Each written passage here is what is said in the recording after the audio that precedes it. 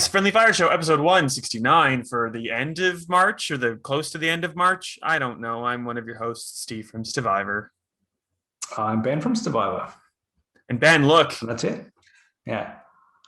Oh, you've been, I don't know, what? Flu shot? It's a tetanus shot because I got a hockey stick to the No. face. I do not have a Okay. vaccine yet, but I thought it was funny.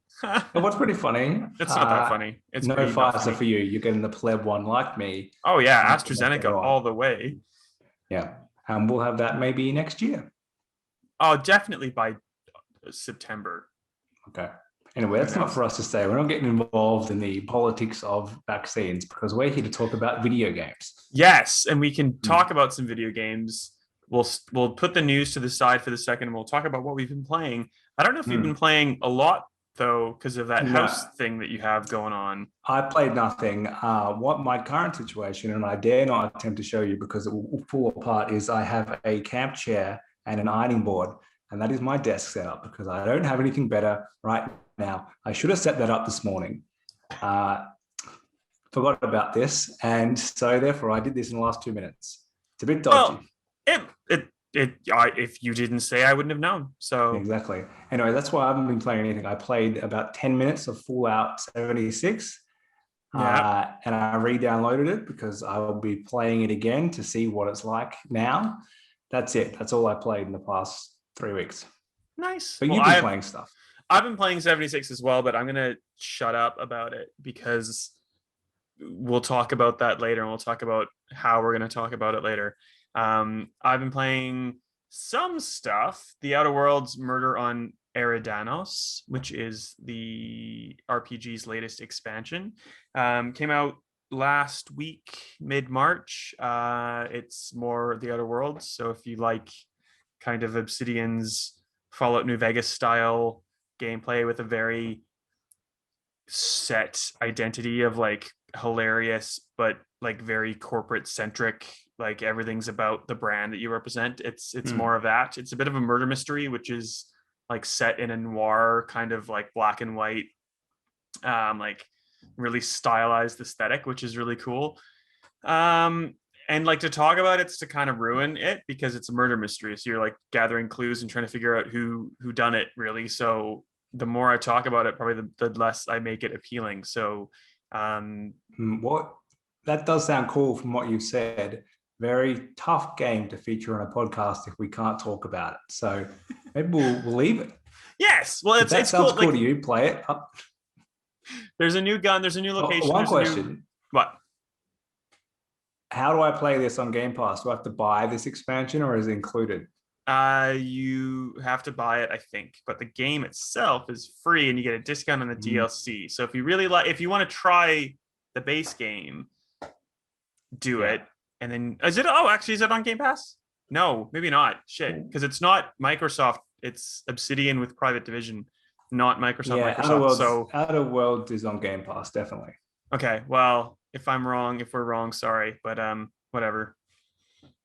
There's a cool gun. It's called the Discrepancy Amplifier, and it like helps you find clues, and it's really funny, and it has a personality, so you can talk to your gun as you're helping each other figure out who done it. It's pretty good. Have I talked about It Takes Two before? I think I have, so I'm just gonna leave that. I can't remember. It's the new game from Hazelight. Joseph Fares, the guy who went on the Game Awards and swore a lot. That dude. You know what I'm talking about? Yeah, so it's a follow-up to A Way Out, right? Yes, and Brothers: A Tale of Two Sons, and is like that needs two players to play game. Ideally, people that know each other work better. I can't talk about like the review side of things. I'm sure I've talked about the preview already, but the review goes up probably tomorrow, and I have to probably write that.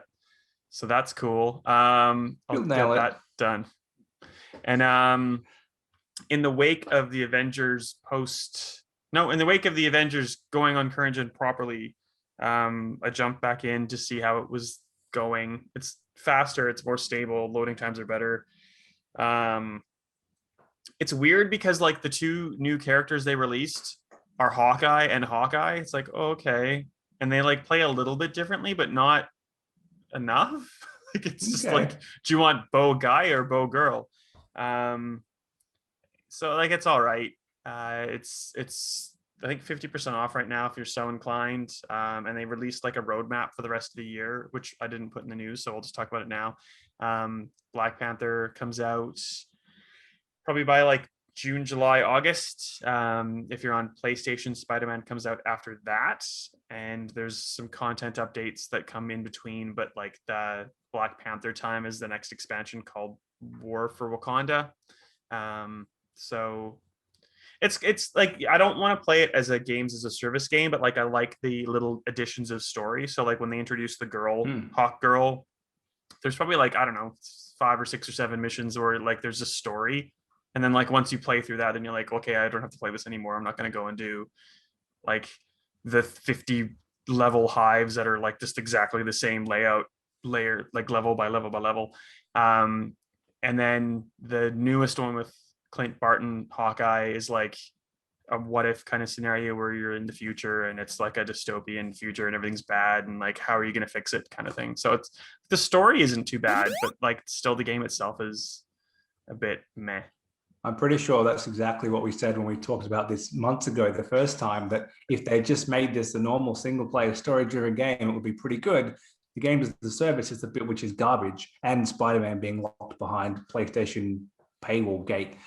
But yeah, I haven't actually played that much of it. Pretty much after we talked about it on the last podcast, whenever that was, I shelved it because I thought I'll play this old next gen, now current gen. So I suppose it is now on the backlog, in the backlog, and I should go back to it at some point because I do want to play it as a single player game. 100 gig update if you want it on next or current gen. So just be mindful of that. That's every game. And the last thing that I've been playing, air quotes, is the thing that I have in my head. If you're watching the video, it's the Xbox wireless headset, which is pretty good. If you are like an Xbox centric person, it pairs with your Xbox really easily. It also pairs with a Bluetooth device, and you can have both going at the same time. Ooh, that's nice. Pretty minimal. Like there's a volume control on one ear, and then there's like a game to voice chat mix just by turning the cup basically on each ear. There's just like a little bendable mic, I guess that's the way to call it, and like two buttons really. So the first button turns it on or pairs with devices. It's at the back of my ear. I can't show you. And then there's like a little mute button for the mic. The ear cups, like I have giant ears. The ear cups actually like fit me for once rather than kind of like sitting on top of my ears. So it's super comfortable.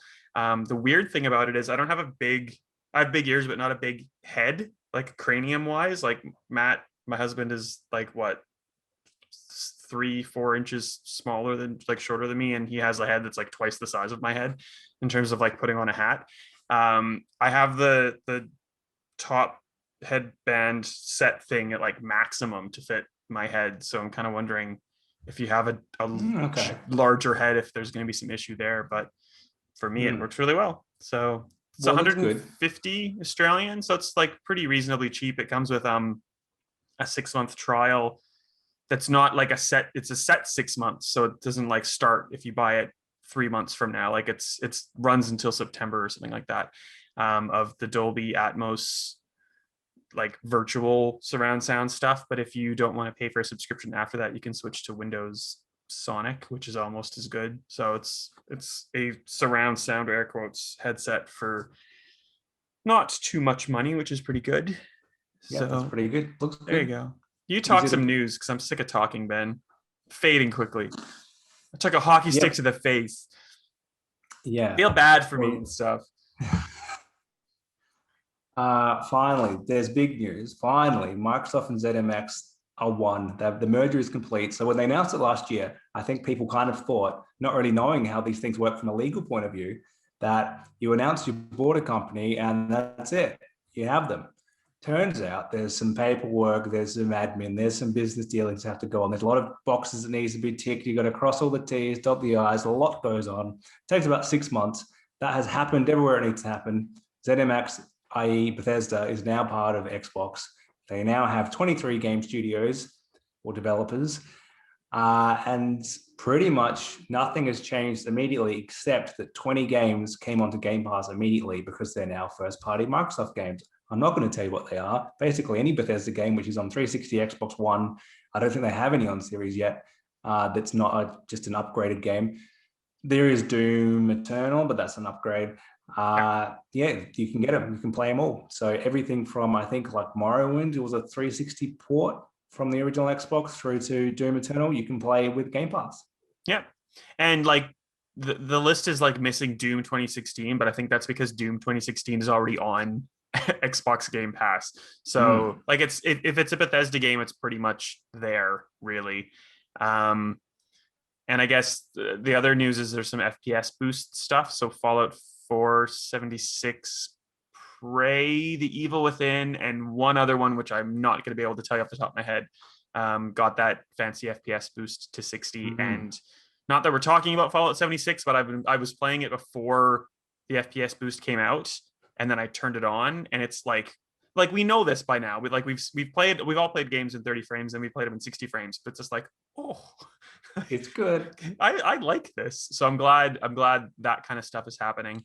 Yeah, I'm glad it works. What would you say, back to Bethesda for a second, to someone who hadn't played a bunch of these games? Where would you start? Which 2 or 3 would you say that's where you should jump in? If you're an RPG person, you really, I guess, have to decide if you like more of like a dystopian wasteland or a fantasy setting, because like they're all essentially the same, and you have to decide if you want to go to Fallout or to Elder Scrolls. If you're more of a shooter, it'd be a real, I don't know, like if you're a shooter who likes really fast paced stuff, I'd go towards the Doom side. If you like kind of like a well-rounded shooter, I'd probably point you over to Wolfenstein. And if you like a little bit of space thrown in, I thought Prey was really, really good, and kind of has bits and pieces from all of the franchises that I've already talked about. What do you think? I would go Wolfenstein for me, either of them, the first one or the second one. One probably a little more forgotten is I really like the first Dishonored game. I think there's even an upgraded version on Xbox One, so I would have a look at that. I like the first one more than the second one. The Evil Within, if you're kind of keen to just kind of see where Kenji went, I think the first one of that is really cool to play, but it's not for everyone. It's you can kind of see it feels really dated even at the time when I played it. So I imagine it still does now. That's what they were going for. But it's just an interesting thing to kind of see even that Japanese first-party developer now on Xbox. I think that's their only Japanese studio. Yeah, Tango Softworks. So, and that's a very fitting recommendation on the day of recording, Resident Evil's 25th anniversary, Ben. So, well, there you go. Well done. And I think that's about it. From the not lesser known, but we're not talking your Skyrim level game. There's a few more on there that you may not be aware of. Yeah, and something that we didn't cover, I guess, on the site, but like they had a hour and a half or so roundtable discussion once everything was confirmed by like the US Securities Board and the EU, I don't know what they call it. Yeah, all those people. Acquisition Approvals Board. The lawyers. And I guess the biggest news was Todd Howard was like, yeah, we really stuffed up Fallout 76, but like, again, we'll leave that for later. But Spencer was like, if we have contractual obligations for games, yes, they're going to keep going. And like straight off the top of my head, you know, he's talking about things like Death Proof and Ghostwire Tokyo, but like probably also talking about DLC for Fallout 76 and like what else is multi-platform that they're still supporting. Doom Eternal, perhaps. Like that stuff will stay how it is. But I think from what he was saying, and I don't have a quote anywhere, but like the general gist is like they'll be better on Xbox. You might see them on somewhere else, but like they're probably just going to be an Xbox exclusive wherever we support Game Pass. So like that leaves it open for like smart TV apps or for like a Switch app or something.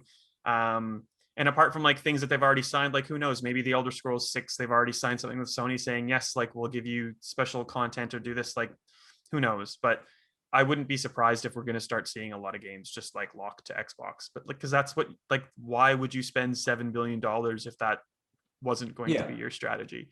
And they couldn't legally talk about it until now. Sorry. Exactly. He said somewhere that the reason they were so cagey, just kind of saying, no, we don't know, it's a game by game case, is because they weren't allowed to say anything else. They weren't even, I'm not even sure they were allowed to say that. That was just kind of what they were diffusing things with. It's not even what they could say. It's they weren't allowed to legally like strategize how they would be a single entity or like an acquired, you know, like in the same umbrella, because they couldn't do any of that stuff until the acquisition had happened. So they're probably still in talks with Sony about like, oh, we're like, no, we were going to give you that, but now we haven't signed anything. Too bad. We're taking that back. Or yes, we'll have to.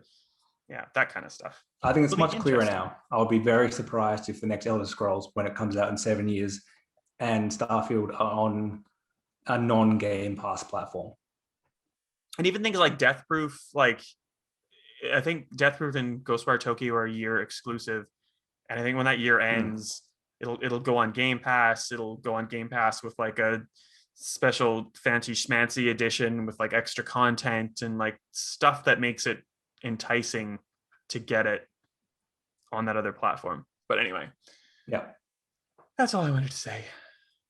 What's next? That's it for Bethesda. I don't think this is a huge story, but you can say if you have thoughts about it. Epic has continued its kind of like litigious campaign. They've already filed like an anti-competitive claim against Apple in Australia, but in the last couple of weeks they filed the same thing against Google, and this kind of all stems from Epic in Fortnite on iOS and Android, giving players the option to kind of circumvent the Apple App Store and the Google Play Store to buy in-game purchases like direct through Epic. And then both Apple and Google had a fit and took the game off their platforms. And then Apple tried to like kill Epic and like remove their license from like the entire App Store. And then that was deemed inappropriate, like blah, blah, blah, blah, blah. Do you have anything you want to say about that? Not really. That's very, I mean, more Apple than Google really lock their store, and they want to make sure they do it from the point of view of they make a lot of money that way, but also they frame it as we're protecting you. We're not letting you just get these random stores stealing your money and your details. Google's kind of left it to a degree, but there's a lot of stuff on Android where they kind of say this can't be in the store. Like all the gambling apps aren't in there. Epic's just trying to do that same thing. And, you know, Fortnite is gambling in a way in how the loot boxes work. That's been ruled before. Similar thing. Yeah, they've changed that though. So now they're not loot boxes, but yeah. And like the weird thing about it makes the lawsuits make complete sense with Apple, because it's like you won't let people put this on their phone unless it goes to the App Store. Whereas Google lets you sideload, though it's a security concern. And like you don't know what you're technically sideloading if you're not very careful. And they have like multiple stores. But the thing that I don't know is like it should be focused on more, especially with Google, is that like if you want people to buy things, you have to do it through the Google Play Store. So like Google gets a cut. Yeah. So like it's like do you support this mega corporation, or do you support the other mega corporation? Because neither of these, or like none of the entities involved, are strapped for cash. Like who cares? Almost to some extent. Yeah, it's a free to play game. Don't pay anything. That's my solution. We've solved that problem. Nice. Take it away, Ben. Jade Redman has a new studio working on PlayStation title. That's basically all we know. Yes, it's called Haven. That's the thing we know. Oh, we know the studio or the game? The studio. Yeah. I was going to say, do we know the game name? I didn't think so. So Jade Redman has been around for ages. So was she on Beyond Good and Evil? Is that where she started, or am I mixing up with someone else? Maybe, but I know that at Ubisoft, she was a co-creator of the Assassin's Creed franchise. That's probably her biggest contribution to Ubisoft. Certainly much more mainstream than Beyond Good and Evil, but I don't know why I went there first. And then she went to EA, right? Yeah, then she went to EA Motive and was doing a Star Wars thing that didn't take. And then she went to Google Stadia to do an entire thing that she was head of a studio that didn't take. And now she's doing, it's like an independent studio, but they're getting funding from PlayStation for a new IP for PlayStation. And that's about all we know. Sounds all right. That's how No Man's Sky started. But anyway, I'm sure it'll be positive. Hopefully this one makes it and actually something happens from it. And like the post that she wrote, Jade Raymond, that is, was kind of like, I've been basically like punched in the stomach about 50 times right now. And people ask, like, do you want to keep doing it? And sure, I do. And I'm like, well, you're more resilient than I would be, because, geez, man, you've had some rough luck of late. So good on you for not wanting to just pack it in. Well, I'm sure the checks really help, but yes, I suppose. Yeah. That's what we've got now. We don't have any details, so let's hope we get another. Sony normally pretty good at spotting these little kind of indie studios that are going to make them something that's going to make them a lot of money and get good review scores. So they're probably on it again this time. And in the same vein, stuff that we kind of know but don't know a lot about, PlayStation VR 2, I guess, as it may be called, the next PlayStation VR, the PlayStation VR for PS5. Sony announced that they're ditching the Move controllers, finally, controllers that came out before PSVR entirely were really kind of old and almost outdated for VR itself when they were paired with it. Well, they came out with the PS3 to compete with the Wii. Somehow that controller, like Sony, they basically don't want you to move generations easily. They've made that so complicated, but they saved the Move controller across 3 generations. What the hell? Anyhow, they're finally replacing it with something that looks like the Sony Ericsson logo I saw someone post. It looks exactly like it. Oh, yeah. They're like I don't know which Oculus they are. They're like Oculus Touch, I think. Is that what it is? Okay. Like an orb that surrounds your hand, and you're kind of like, it's like you've got your thumbs up. You're going to play like a thumb war with yourself, but you have your hands apart. If you're watching the video, it makes perfect sense what I'm saying. If you're not, you're probably thinking, what the hell is he talking about? With like all the dual sense stuff, like haptic feedback, and what's all the other stuff? Something triggers, some adaptive triggers or something.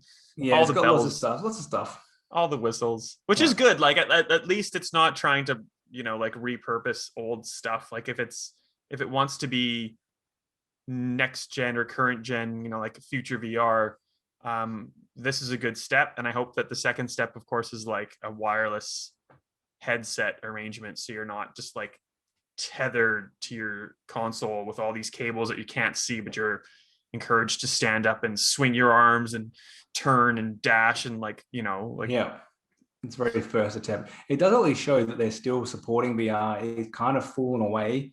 I know most people, I didn't get one. You have one, I think. I don't use it because it's just exactly that's my point. People played it for the first few months. New stuff comes out with like, oh, here's Hitman and it has VR support.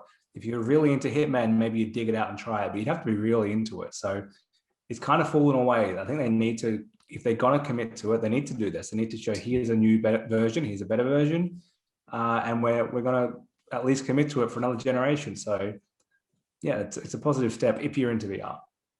Yeah, which anyway, Life is Strange Before the Storm. Do you know much about it? I know about the original Before the Storm. Oh, True Colors is what the new one's called. Yeah. Sorry. Well, tell me about Before the Storm then, Ben. Smart ass. Go ahead. Well, there's no need. That was a prequel to the original Life is Strange that was released. There's been a lot of Life is Strange games. So there was the first one came out, episodic 5 episodes. Then Before the Storm was like another 3 or something that was set beforehand. And then we had Captain Spirit, which was a demo technically, but it was kind of set the scene for Life is Strange 2. And it's the best one. Now we have True Colors, which I don't know anything about. I assume that is, based on your typo here, similar to Before the Storm. Another spin-off. Yes. So Don't Nod's the French studio that did like Remember Me, which was like super underrated. I really liked it. But they've done Life is Strange and Life is Strange 2 and Captain Spirit, I suppose. Life is Strange Before the Storm is by Deck 9 Games. So like under supervision by Don't Nod. So it's kind of like a different studio doing its own thing. I haven't finished Before the Storm, to be honest, because I didn't like Chloe. Is that the friend Chloe of the or Max? protagonist? Yeah. I didn't mind Max. Chloe was like, I'm a rebel. I'm like, I don't have any, and I don't have ties to I don't care about you. Anyway, this is by Deck 9 again. So it's kind of like, they didn't give me a direct answer. I tried to ask Square Enix, like, Don't Nod's going to take 1, 2, 3, 4, and so on. And it seems like Deck 9's going to do like the little side stories. But one of the characters in Before the Storm, called FFINO. I'm going to stall and click on the link and then try to figure out the name. Who was in the first one. She's going to be in True Colors, and she's going to be one of the 2 love interests that you can have. You play as a new character called Alex, who goes to a small town to catch up with her brother. Her brother ends up dying in some mysterious way, and you have your own kind of special set of Life is Strange powers. In this case, extreme empathy, to try to figure out what's happened to your brother, and doing so like feeling the feelings and manipulating the feelings and just amplifying, I guess, the feelings of those people around you to do so. Okay. The friend is Steph, who appeared in Before the Storm, is now in True Colors, so it's kind of like a sequel, I guess, of sorts, because there's that little narrative connector. um and what was the other thing that was, oh, the important things, this is chapter based, but it's going to come out like Tell Me Why almost in like one entire, well, I guess Tell Me Why didn't either because it was sort of interrupted week to week. This is one game in chapters, but you get it all in one hit, and it's literally just All one right. game, but That's if you good. want to break it up into Mm. chapters you still can. And there was one more thing. Oh, there's like this weird thing of musician MXM Tune. Ben, now I sound like a 50-year-old. This hit Uh, happen a new YouTube phenomenon is yeah. going to be the singing voice of the main character, and I don't know who that person is, but apparently that is newsworthy. So Okay. Is it going to launch on Game Pass? Because Square Enix and Xbox got a thing going on. They got Outriders launching. oh yeah, nothing confirmed, but who So probably knows. not. But there's something So going on there. yeah, well, I think Outriders, they realized that maybe from the demo, maybe take up of the demo and reaction to the demo by those who took it up, that it's one of those Avengers like failures that Square Enix is very familiar with. So who Just knows? It comes catch it in while they can. Yeah, probably. this one comes out Probably. on the 10th of September, and around the same time, if not the same day, we're also going to get our Life is Strange remastered bundle, which will have the first Life is Strange and Before the Storm remastered on current gen consoles. Hmm. So ta-da. You could play that through backwards compatibility, but never mind. You get extra achievements if you're so inclined to play. I will play it again because I played it on 360 and one to get the double achievements, and on PS4 maybe. Oh, Played adding one of some them twice. trophies in. Ben, well done. Yeah, Well I done. got some trophies. Yeah. And it wouldn't be a week or a fortnight or however long we've done this last without this week in games delayed watch. That's a great segment that I've just come up with.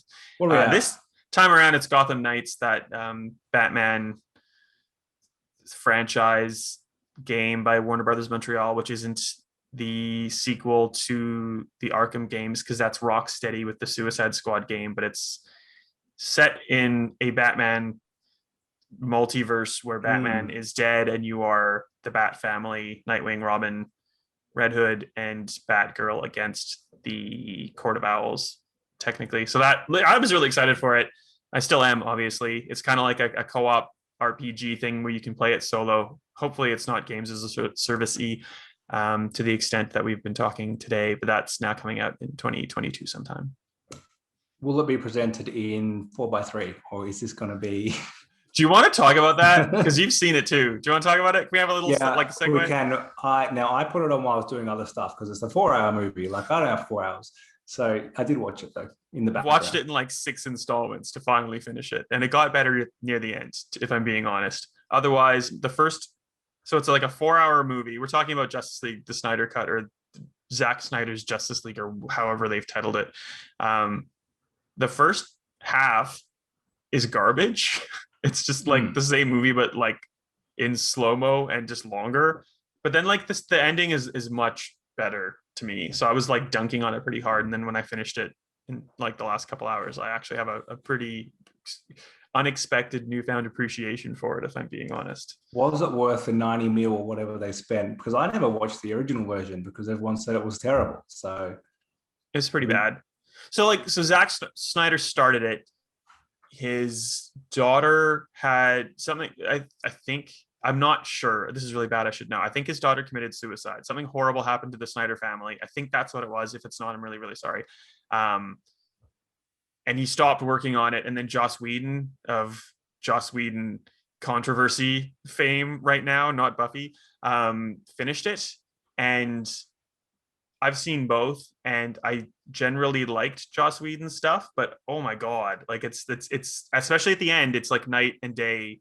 Joss Whedon was just yeah. like throwing in jokes, and I won't be too spoilery, but like the end sequence when they go to like the Russian place and like the big battle happens, like Joss Whedon just like randomly inserted this like family of four who, even though like everybody else had left like 30 years ago because like it was a place where a nuclear bomb went off, they're just like, oh, we're just gonna live here and somehow not be like Fallout mutants. And like randomly in the middle of the giant battle to save the world, like he'd cut to this family who were just kind of like, like it's just there's weird things that he did.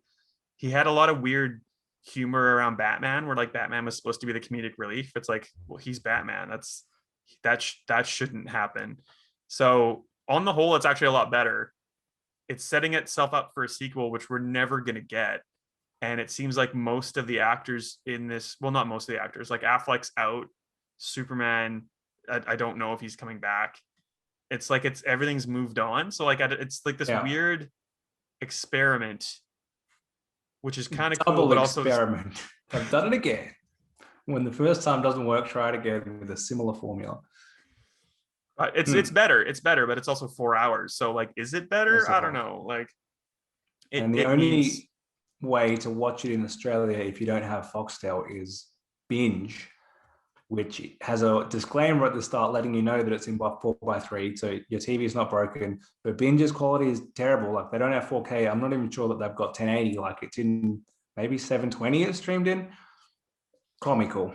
I was watching it on the TV and it wasn't too bad, but then like I got home last night about, I don't know, like 1 or 2 in the morning, and I was like, I hadn't eaten. I was just feeling really weird, so I like had some food, and I'm like, well, if I'm gonna stay up and eat something, I poured myself like a whiskey, and like, I've I'm got just gonna, 4 hours. I'm gonna stay up for a bit. Oh, I probably only watched like a half an hour last night, but I did it on my laptop, and it just like it looked like it was about 420 pixel, and like it wouldn't. I thought like, oh, I'll give it a second, it'll like pop into good. It just looked like garbage. So I'm like, I'm not watching this like this, and I couldn't be bothered. And I turned on my Xbox because I had these already paired, these headphones. I'm like, oh, I'll just watch it on. I'll watch it on the Xbox. I'm like, oh, there's no binge app, so like, never mind. No, it's so hard to use binge, but anyhow, yeah, we'll move along. It's on Apple TV. That's how I was watching it before. Oh, okay. So I don't know. Maybe Apple. I don't know. I have no idea. You are a refused classification guru. I think we always went to you for this kind of stuff. So Disco Elysium is the latest to get the chop by the Australian Classification Board. Refused classification, like 99% most likely over its usage of drug dependency and alcohol dependency, and kind of like tying those into benefits in game. What say you, Ben? I've just glanced at the statement now. That'll be exactly what it is. So basically, despite having an R18 rating for the past 7 years, anything which has, so that pretty much allows us to have violence to the degree that we want, as long as it's not too morbid. But that's how you can have your GTAs and your stuff like that. But as soon as it comes to drug use, interactive drug use, apparently adults are not allowed to make that decision themselves. So we've had games like Fallout in the past have trouble with this, and all they do is they just rename the drugs. Now it's fantasy and normally get around it that way. But even then, sometimes it's unclear. So they'll probably just change the names of any drugs, or they'll just change quite how they work in the Australian build, and it will get released and it'll be fine. Yeah, like it's Fallout and stuff. Is it Med-X that they changed it to, or I don't know. There's like it was morphine or something that you weren't allowed to take, so they changed it. But it's more like because Disco Elysium, like it's like a skill check almost. Like take this booze, take these pills, and like you'll do better speaking to people. So like you're getting a reward. So I don't know how that works actually. Like if changing the drug name is going to be enough, or if it's like a little like a bridge too far with how the current framework is set. They might have to change the wording around it and just make it not seem so rewardy. So as much as how the classification board is set up is not ideal, it's the framework they have to work with. So before the spotlight got put in them, there was this small group of people who were just from a small background, all very similar, all roughly in their 40s, from either lawyers or journalism or something like that. And none of them knew anything about games. They've kind of addressed that. They've got a more diverse group of people, but they still have to follow the same framework. So if the framework won't allow them to do it, there's nothing they can do. And one thing a lot of people don't understand is the publisher shows this to them. So like we've spoken to people like at studios like Rockstar, and they would explain how, they walk through the classification board. They have the time and the money to know how to get through and get the rating they want. Smaller studios, like in this situation, often don't. They just submit as is, and that can cause problems too, which when they go speak to them and they explain, they show how it works and they show how it could be adjusted, that can often get probably an R18 rating in this case. Yeah, and I think in the case of things like the Medium, there's also like a new kind of online like semi-automated tool that developers can use, and like if they don't go through the right hoops and balances with that, it kind of like you can have a potential to fail there. So I think that was pretty much the case of what happened to the Medium. It was refused classification, then kind of just like was fixed. I don't think with any actual amendments on the developer's part. I think this one's it, like obviously there's the potential for that to be the case, but I don't think, given because like Disco Elysium's already out, this is the final cut. I think we know what's doing it, and it's not just like a little clerical error. It's supposed to come out the end of the month on PlayStation and PS, and then will come out later for Xbox and Switch. I guess the happy ending, I don't know. The silver lining on the cloud with this one, Ben, is that none of the ACB stuff applies to Steam games. So Disco Elysium's already out on Steam. The loophole. Because it's only digital. So it's out already on Steam and will be upgraded to the final cut. So you can buy either the old one and get the new one when it comes out, or you can just straight up buy the new one on Steam, and you don't have to worry if you're like desperate to play this game. Otherwise, I'm imagining something will happen and it'll get fixed, but who knows? It'll be fine, but there's always a loophole, which shows how ridiculous the situation is. But never mind, it's pretty rare these days. That's it, I think. Anything you want to talk about? Did you watch The Falcon and Winter Soldier? No, I did not. Never mind then. No, I think that's it. That's it for this episode. We did make it back almost within 2 weeks, so I'm going to give us a pass mark. I'm going to say we'll be back again in 2 weeks. We'll hopefully have a third host with us. I'm not going to say who, because it could be one of several people. Might happen. We used to have a pretty big cast that we rotated through, 5 people. We've got a few others. Maybe we can call on some of them. We'll see if they come. At the very least, I hope to have played something. So in the next 2 weeks, I can talk about a game. But yeah, we'll find out. Anyway, how do we find you on the internet? I am S Wright AU on things, and you can go to Stevivor, obviously. How do we find you, Ben? Ben_Salter is me on Twitter, and I haven't been yelled at for a while about Call of Duty's something pack that you need to install. I tweeted about this like 6 months ago, and I keep for a while getting daily replies of people being like, "I've downloaded it and it doesn't work." Yeah, well, I'm not Activision support. I was just alerting you to the fact that you need this pack or you can't play. I've forgotten about this. This was ages ago. Stop replying to me about that. Never help anyone. That's the lesson to this story. Anything else, I'm happy to talk about. Nice. Yeah, that's it. I'm looking forward to doing that with you soon. In the meantime, get your house in gear. Like, what the hell, camping chair and just disgraceful. That's my current chair. Not ideal. Nice.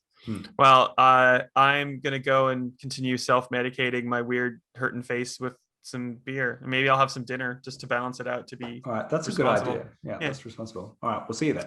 All right, bye.